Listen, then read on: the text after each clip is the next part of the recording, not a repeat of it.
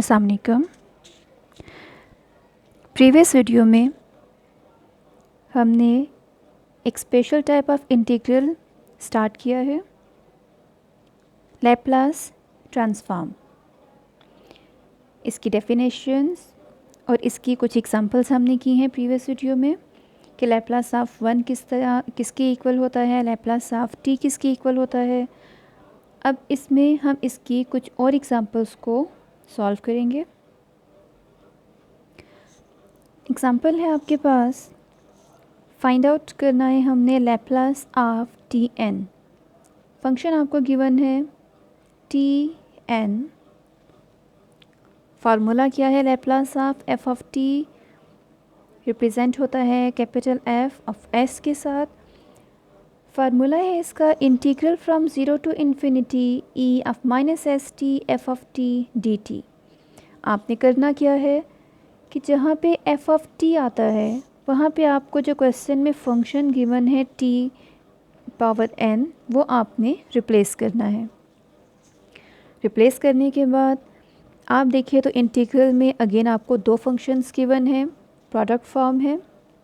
तो जब आपने इसको इंटीग्रेशन बाय पार्ट्स के थ्रू सॉल्व किया, अब इसमें दोनों फंक्शन ऐसे हैं जो सिंप्लीफाई नहीं हो रहे, लेकिन इसमें हम t पावर n को as a first function consider करेंगे।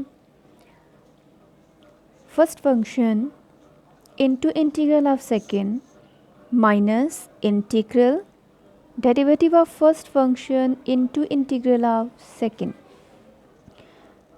आपने जब इसको इंटीग्रेट किया तो ये आपके पास आ गया e of minus s t divided by minus s, limit as it is continue रहेगी, माइनस टी एन का डेरिवेटिव क्या है n t power n minus 1।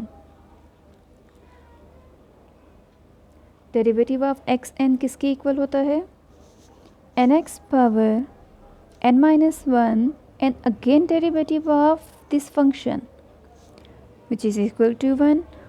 तो यहाँ पे टी एन का डेरिवेटिव क्या है, इसी पावर रूल के through n t power n minus 1, और जब आप t को दोबारा डिफ्रेंशिएट करें तो वो आपके पास अगेन 1 के ही इक्वल आएगा, into integral of this function, तो वो हो गया e of minus s t divided by minus S.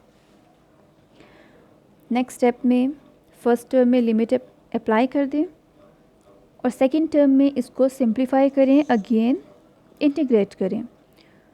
तो लिमिट अप्लाई करने का वही मेथड जो आप प्रीवियस एग्जांपल्स में कर चुके हैं, upper limit minus lower limit. Upper limit में आपको ये वाली term e power minus infinity 0 देगी। लोअर लिमिट जब आप 0 पुट करेंगी t की जगह पर तो ये आपको यहाँ से 0 मिल जाएगा। तो फर्स्ट टर्म कंप्लीट 0।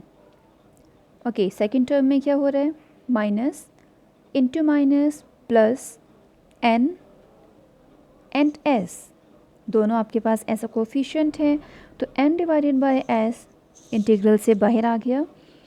अब आपके पास इंटीग्रल क्या है, from zero to infinity t power n minus 1 e of minus s t d T.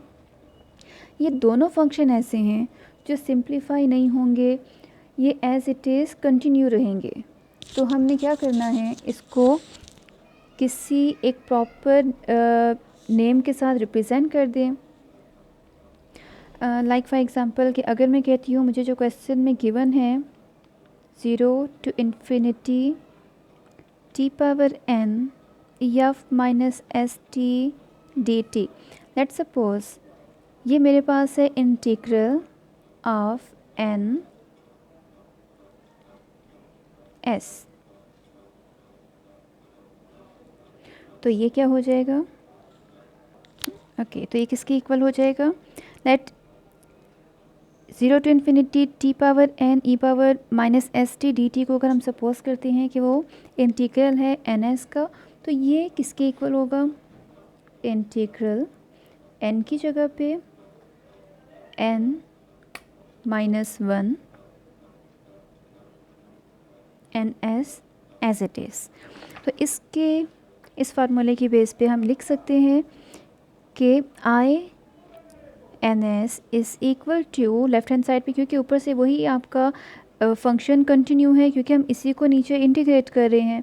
तो अगर हमने इसको आई एन एस कह दिया तो I of N and S is equal to N divided by S integral of this complete function. Okay, now integral n s is equal to n divided by s। इसकी जगह पर अब हम लिख सकते हैं integral of n minus one and s।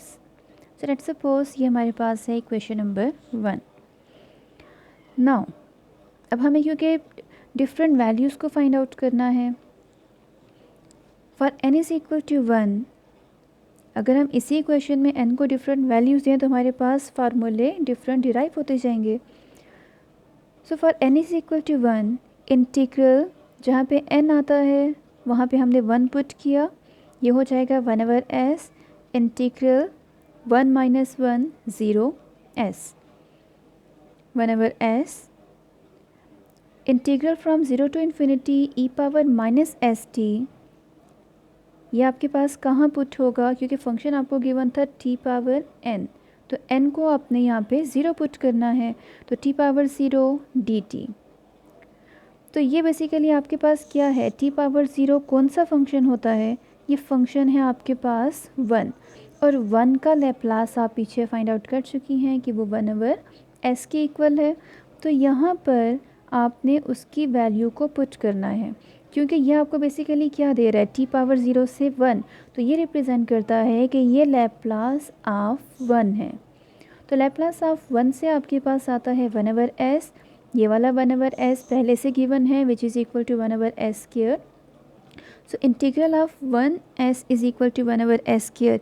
ये 1 क्या है, ये 1 आपके पास t पावर 1 है, क्योंकि t पावर n आपको फंक्शन गिवन है और यहाँ पे आपने कहा कि n इज़ इक्वल टू 1, तो t पावर 1, और आपको याद हो प्रीवियस वीडियो में आपने t पावर 1 या t का भी लैप्लास फाइंड आउट किया था जो इक्वल है 1/s स्क्वायर के। सो इंटीग्रल 1s किसके इक्वल है, लैप्लास ऑफ t। ओके, अब इसी फार्मूले में हमने n को 2 पुट करना है, जो हमें फार्मूला देगा लैप्लास ऑफ t स्क्वायर का।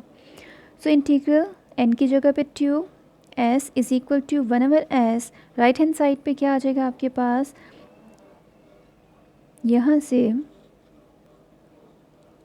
n की जगह पे आपने इस इक्वेशन में 2 पुट किया तो 2/s इंटीग्रल यहाँ पे पुट किया तो 2 माइनस 1 से 1 हो गया इंटू s। तो आपके पास क्या आ गया 2/s इंटू, जब आपने पीछे आपको क्या गिवन था 2/s into integral of 1 and s। तो यहाँ पे 1 एंड s के इंटीग्रल की जब आपने वैल्यू पुट की और वो वैल्यू क्या है 1/s स्क्वायर, तो इसकी वैल्यू पुट करने के बाद ये इक्वल हो गया 2 इंटू 1, इसको 2 फैक्टोरियल ले सकते हैं डिवाइडेड बाय s क्यूब। तो Laplace of t square equal हो गया 2 factorial divided by s cube. अब इसी तरह आपने n की वैल्यू 3 पुट की प्रीवियस इक्वेशन में, तो i integral of 3 and s is equal to n की जगह पे 3, तो 3 divided by s integral n minus 1 s की जगह पर 3 माइनस 1 2 एंड s।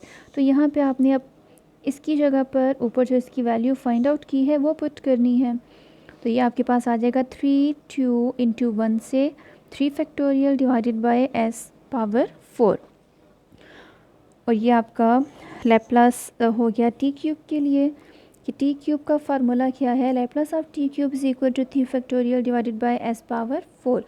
अगर हम इसी तरह इसको कंटिन्यू करें, क्योंकि बेसिकली हम फाइंड आउट कर रहे हैं Laplace of t power n के लिए, जिसको स्टेप बाय स्टेप हमने किया, पहले n इक्वल टू 1 के लिए, फिर 2 के लिए, फिर 3 के लिए।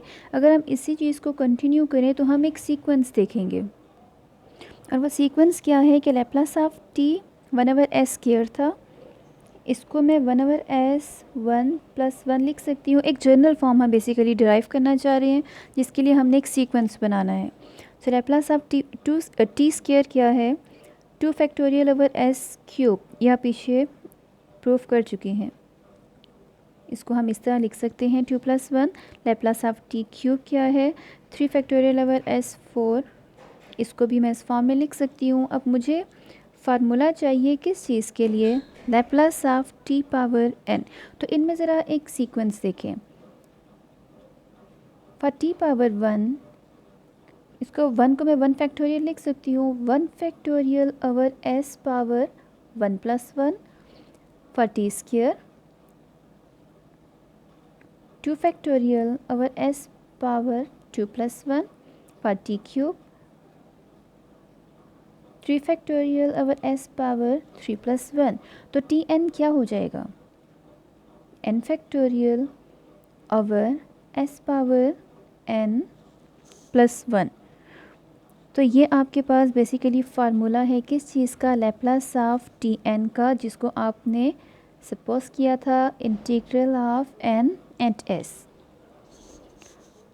तो टी एन का लैप्लास क्या हो गया, n factorial divided bye n s power n plus 1। तो ये आपके पास एक और फार्मूला डिराइव हो गया, और ये फार्मूला क्या है, ये एक जनरल फॉर्म है। इस जनरल फॉर्म के थ्रू आप t की किसी भी पावर के लिए डिराइव कर सकते हैं लैप्लास ट्रांसफॉर्म को। Thank you.